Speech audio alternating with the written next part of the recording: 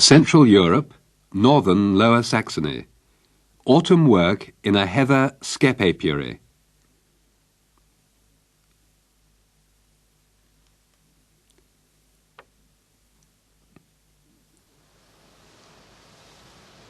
In a big apiary, like that of beekeeper Klindwort, which lies near Zittensen, in the cultivated heathland area between Bremen and Hamburg, there are typically seasonal jobs. While the heather was in flower, Klindwort's 1,500 skeps stood in stands on Lüneburg Heath. After the bees had collected the heather nectar and pollen for several weeks, they were returned to their stands at the home apiary.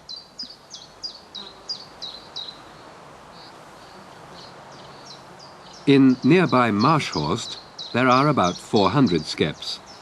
Those to be overwintered are selected, and those from which honey will be harvested are prepared.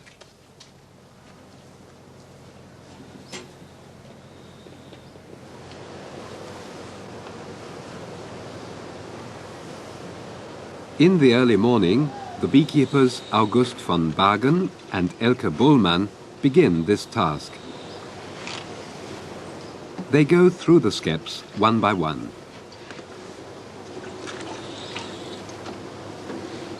In the skeps from which wax and honey will be harvested, the bees are sprayed with sugar solution. This will make it easier to remove them from the combs.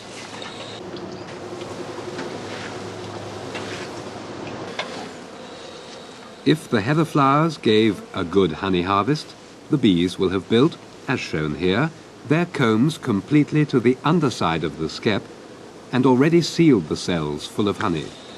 That will give a good yield of comb honey. In each skep to be harvested, the entrance is closed with moss, whereas the skeps selected for overwintering are immediately placed back on the shelves. Sometimes the old dark combs are found inside the skeps, and no newly built light combs. No comb honey and little pressed honey will be harvested from such skeps.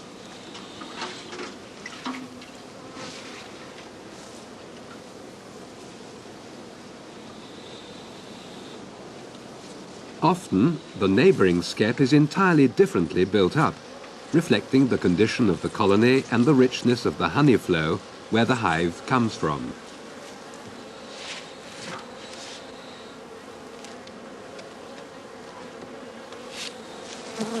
The skeps selected for overwintering, like this one, should be 3/4 full of well-built combs, not too old.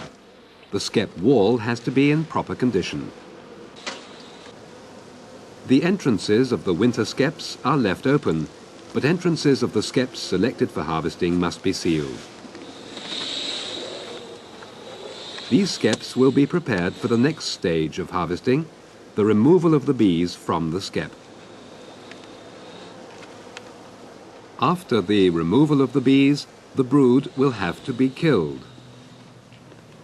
This will be done by sulphuring, and for this purpose, Georg Klindwort, son of the head beekeeper and himself a master beekeeper, digs square holes in the ground and enlarges them towards one side.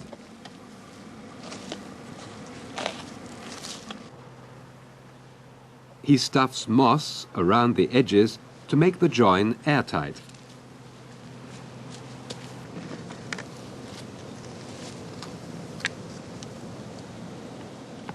Hazel twigs support sulfur-impregnated paper, which will later smoulder under the skeps.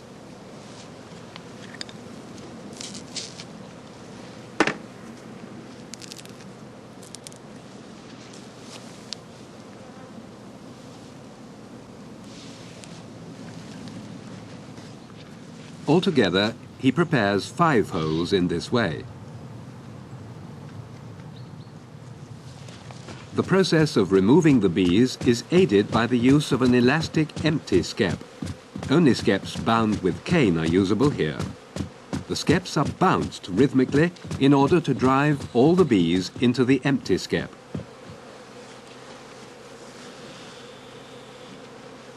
The beekeeper then checks to make sure that the entire colony has been driven out of the skep.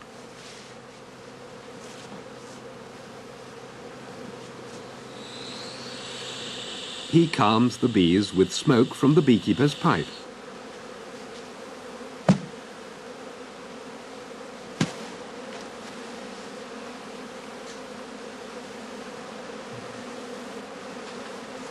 He always attempts to find the queen in the mass of bees. Bees from such a colony, with their queen, will then be added to a previously selected skep in order to increase its population. Winter colonies constituted in this way should now weigh 5 pounds.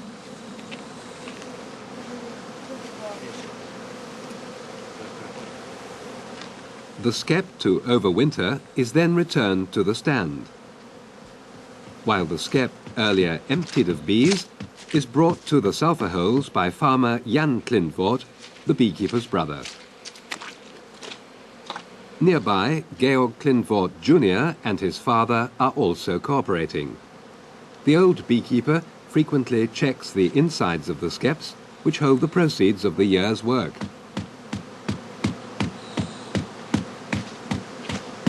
The skep must usually be bounced 30 or more times in order to empty it. This work requires not only physical strength, but also skill and experience. Breaking the combs has to be avoided. Patience is needed in the search for the queen. The beekeeper would bounce the skep once more if no queen were found.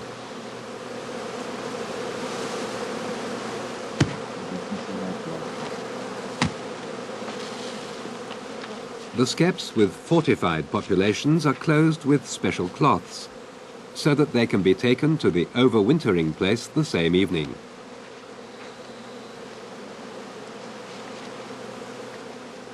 Whilst August, Georg and Elke go through the shelves one by one, the old beekeeper personally sulphurs the first skeps. For that purpose he lights the prepared smoking strips and then stands the skeps on the moss ring round the hole.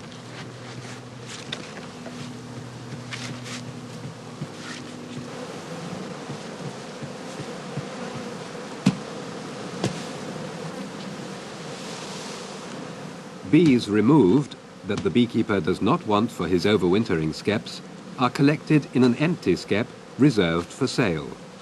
They will have been ordered long beforehand.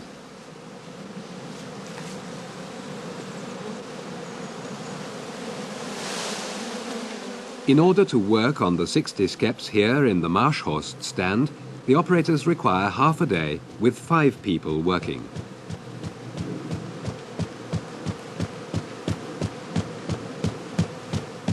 The removal of the bees is the job of August and Georg, the experienced beekeepers, and the young Elke helps. The old bee master undertakes special tasks, such as the sulphuring, while his brother Jan transports the skeps.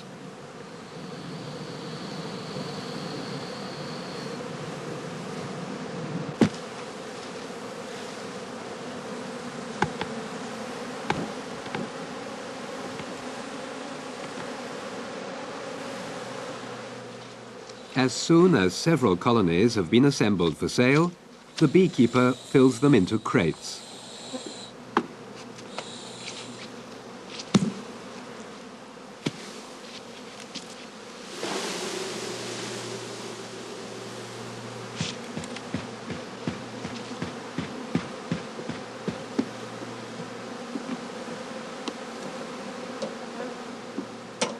The colonies are sold weighing 4 pounds each.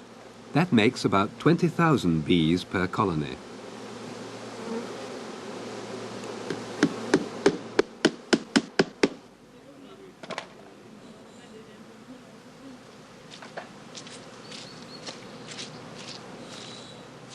The package crates are homemade on the farm. It is work that is done during bad weather and mainly in wintertime.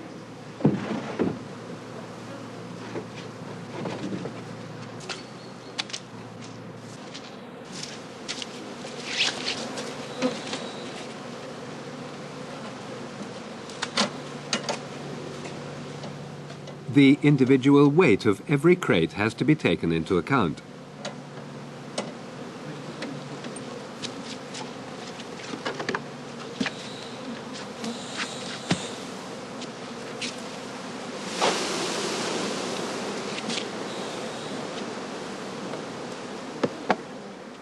Bees from different colonies put together will allow only one queen to live and to head their new colony.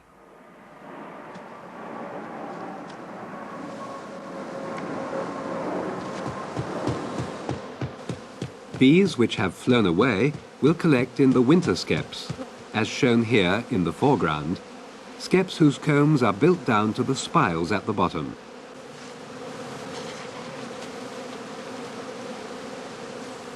The beekeeper lets bees in 1 out of every 3 colonies overwinter in their own skep. Of the remaining 2, he adds 1 bee lot to the skep selected for overwintering and sells the other lot. In the meantime, the remaining brood in the combs of the emptied skeps has been killed by the sulfur fumes.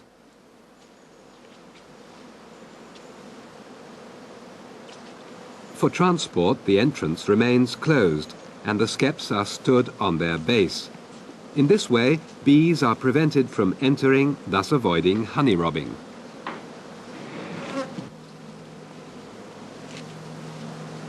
New sulfur paper is immediately put into the holes in the ground.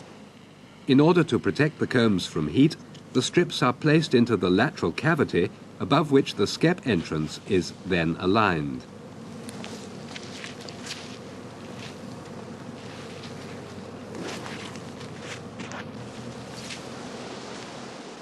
It has got warm under the beekeeper's protective hood with its front woven from horsehair.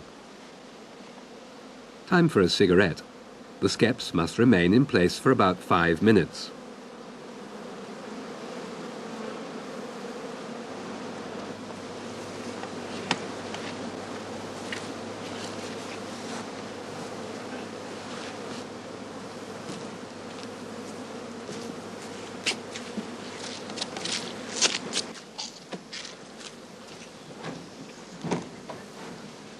To prevent the bees from scenting the heather honey and collecting on the sulfured skeps, these are removed from the area as soon as possible.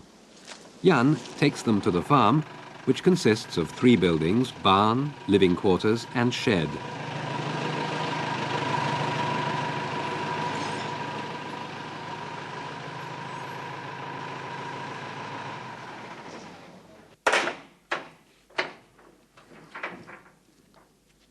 In the barn is a storeroom where the skeps are packed so that mice and bees cannot get at them.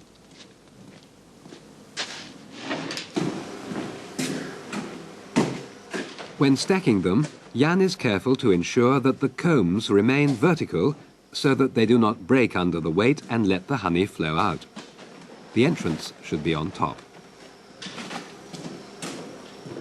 A good skep can yield over 30 pounds of heather honey.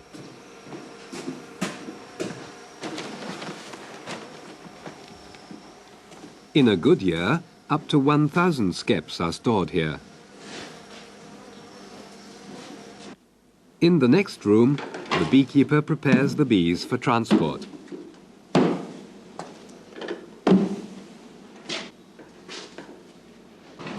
The bees readily drink sugar solution, so they are supplied during transport with water for possible cooling and nutrients.